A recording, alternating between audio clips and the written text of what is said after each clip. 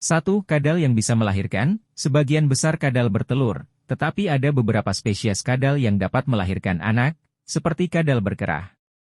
2. Siput berbisa. Siput conus menghasilkan racun berbentuk jarum untuk berburu mangsanya dan beberapa jenisnya sangat berbahaya bagi manusia. 3. Anjing laut memiliki kebiasaan unik. Anjing laut sering terlihat tidur di atas batu dan pantai dengan tangan mereka di atas kepala untuk mengeringkan bulu. 4. Semut menciptakan petak. Semut, seperti semut Argentina, bisa menciptakan petak yang rapi dalam sarang mereka, mirip dengan petak lebah. 5. Ayam silkie punya bulu seperti bulu domba. Ayam silkie memiliki bulu yang sangat halus dan seperti bulu domba, dan mereka sering dihargai sebagai hewan peliharaan yang unik.